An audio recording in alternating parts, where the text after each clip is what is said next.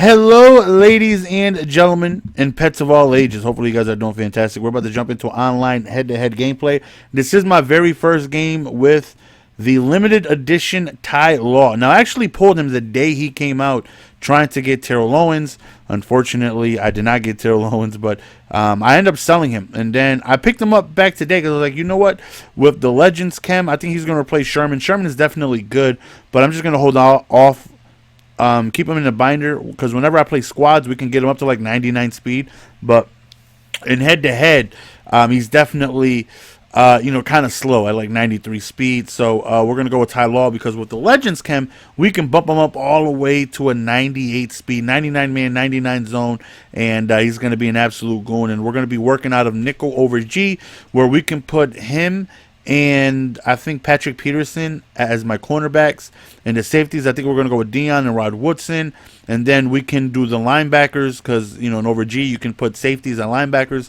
So I can put Ed Reed at the linebacker spot or Dawkins and also user Calvin Johnson. I can do a mix and match, an array of things on defense with, 99 zone coverages and man out there. So I can run cover 4 quarters, cover 4 palms. It gives me a very good option of defense. So right there, I thought for sure I was in range to snag that, but Calvin just a tad bit too slow.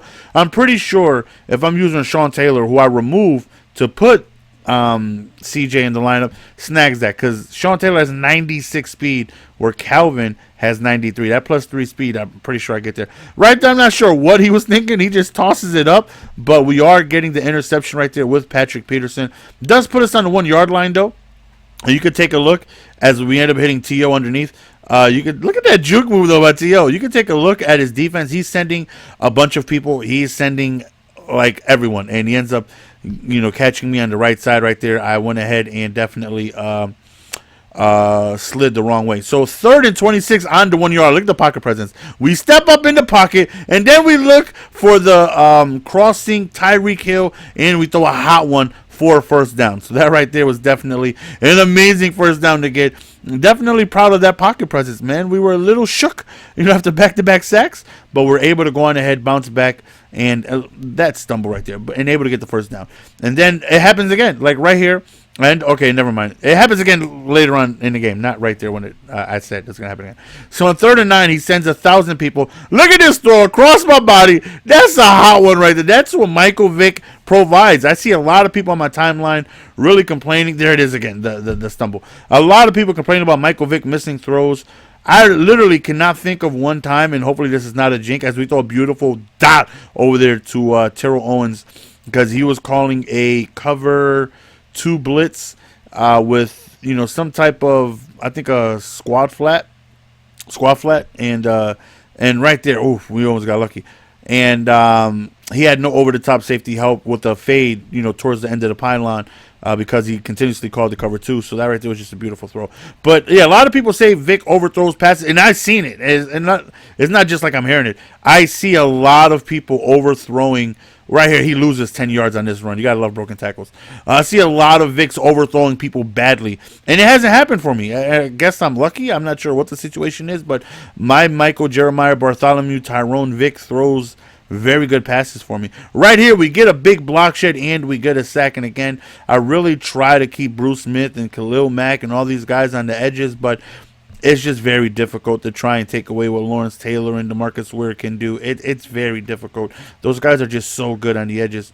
Right here, a little bit of pistol bunch, and he definitely, covered my crosser who I was going to look for. So good job by him.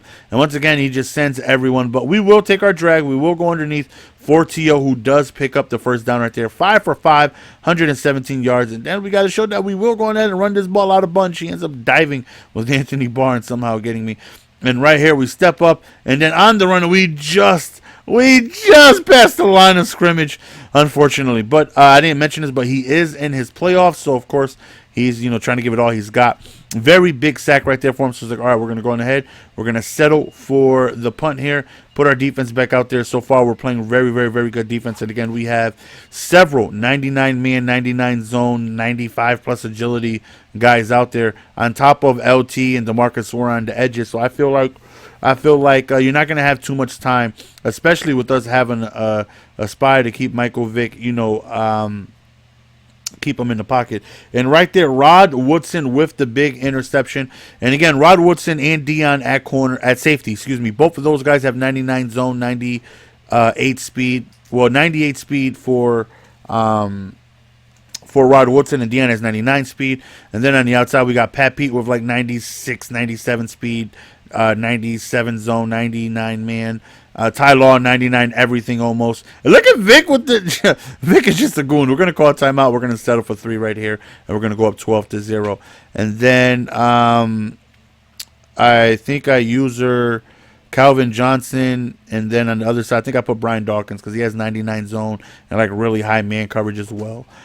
So the defense out of Over G is definitely a lot of good zone coverages because a lot of people have a lot of good offenses. So many offenses out there are so good, and it's very, very, very difficult to stop. I feel like this style of playmakers on the field gives me the best opportunity to just hope for a mistake because 99 zone is just break on the ball. They don't read a crossing route better than a 90 zone would, but it's just as soon as they throw the ball, they're going to go on ahead and break on the ball way sooner. So that's all I'm hoping for, just bad reads and good break on passes. So 1st and 10 right here. We're winding down clock as much as possible. I tell you guys all the time, man, there's 2 things your opponent needs in order to come back. One is the ball. The other one is time. And right now I'm in possession of both. So I'm fine with kicking a field goal or just going ahead and settling for a punt as long as we can go on ahead and just chew up as much time as possible to make it very difficult for him to come back. But after that 1st down, he's going to go on ahead and bow out and call it quits. So not the best debut by Ty Law because he didn't really have any plays thrown his way. But I do indeed end up playing the next game you guys got. If you guys remember the Super Bowl a few games ago, well, it wasn't my Super Bowl, but I knocked out, no pun intended, his name is I Knock Out You. And I end up facing him in his Super Bowl. He's a top 50 opponent, and I end up facing against him the very next game after this one. So tonight's video will be a rematch against him that we matched up against him, and it was definitely a very, very, very intriguing game that you guys want to, check your look out for that. So just to go on ahead and add some more content for you guys, man, we got back-to-back Mortal Kombat matches where my opponent decides to go with Jay-Sean Voorheesover. And we're bringing out the Prince, the 4 arms, half man, half dragon. And it's been rumored that he's in MK11. I cannot wait for MK11 to come out, man. I was really interested in going to the reveal that they have in January, but unfortunately it's not open to the public. It's like invitation only. But even then, I'm gonna be watching at home, and I'm really looking forward to seeing the reveal and really getting some gameplay of it because I cannot wait for this game to come out. I'm really, really, really, really looking forward to the new game coming out. So for anybody who does play Mortal Kombat, man, you do know that Jay-Sean is his slasher is a very good variation. He hits me with the X-ray though. Like I think that right there is such a nervous move because you don't want to waste 3 bars on 32% when you can save it and do so much more damage. But we'll take it. He's playing nervous. He's playing shooketh. One thing that Goro has is a lot of plus frames, and we're going to take advantage of that. And that is why immediately after blocking the punch walk, we just going ahead and the back 1, 2, up 2. We going ahead and we hit him with the down 1 into the punch walk again. It's so glitchy. Like a lot of people don't know the Goro matchup like that, and when you run into someone who doesn't, it's a very, very scary thing because we're just going to take advantage of plus frames all day. And this variation is not his best variation. A lot of people go with Dragon Fangs, but the Quanton Warrior variation with the unblockable down 4 is my favorite because it completely changes your matchup and style play when you have to worry about the unblockables and also the you see me setting up for the Brutal right here with the dash. In order to do his Brutal, one of his Brutals, you have to do 5 dashes in the match, and that's why you see me doing it. But yeah, Goro is a lot of fun to play with, and I'm definitely hoping he's in MK11. I'm not sure who I'm a main. I'm not even sure what it's about. I'm not even sure what type of system they got. I just know I'm going to be all over the game. I still play this game a lot. Right there, we hit him with the Brutal. Head goes flying. We take his kneecap. Look at him just Meat off the bone, man. Same way I like my wings, baby. Meat off the bone. He's just lying in a pool of just water, river water. That's not Crystal Lake, but he's gone. He's now in a better place. And we face Julian Fulian. And I was giving this man the work, but it ends up just disconnecting after. I think I won the first round. I was close to winning the first round. I don't even think he touched me the first round, but we're out here in Connecticut and we're playing off of Wi-Fi, and the connection is not the best, so I definitely think the lag was on my end. But anyways, man, hopefully you guys enjoy. We will be back. I think we're gonna stay in Connecticut for a few more days. We should be back home in North Carolina, I think, some point this weekend. And then the live comms will be back then. So while I'm out here, I'm definitely going to try to, give you guys some content. It's just not going to be live commentary. The connection really isn't the best, but we're going to, see if we can still provide you guys videos. So be patient with me, but we're still planning on giving you guys a ton of content this year, and still planning on giving you guys some MK. Now, I know you guys be asking for MK like you like it. Stop it. You guys aren't interested in MK.